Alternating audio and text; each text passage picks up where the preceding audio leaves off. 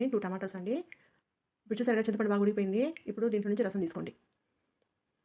చూసారా రసం వచ్చేసింది. ఇప్పుడు మనం ఫ్రై చేసుకున్నాం కదా! అది మిక్సీలోకి ఏసేసుకొని 1 టేబుల్ స్పూన్ జీలకర్ర, 1 టేబుల్ స్పూన్ ధనియాలు, 1 టీ స్పూన్ పసుపు, 1 టేబుల్ స్పూన్ ఉప్పు, 1 టేబుల్ స్పూన్ కారం ఇవన్నీ మిక్సీ పట్టేసుకోండి. ఇప్పుడు మళ్ళీ కడాయిలో 2 టేబుల్ స్పూన్ నూనె వేసుకొని, 1 టేబుల్ స్పూన్ జీలకర్ర, 1 టేబుల్ స్పూన్ మినపప్పు, 1 టేబుల్ స్పూన్ ఆవాలు వేసుకొని బాగా ఫ్రై చేసుకోండి.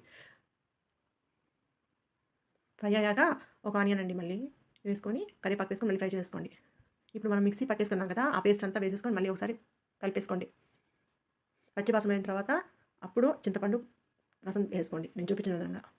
చాలా కమ్మగా ఉందండి. మీరు ట్రై చేయండి. ఇంట్లో అందరికి నచ్చుతుంది. ఇంగువ 1 టీ స్పూన్ అండి. వేసి మళ్ళీ కలిపేసుకోండి.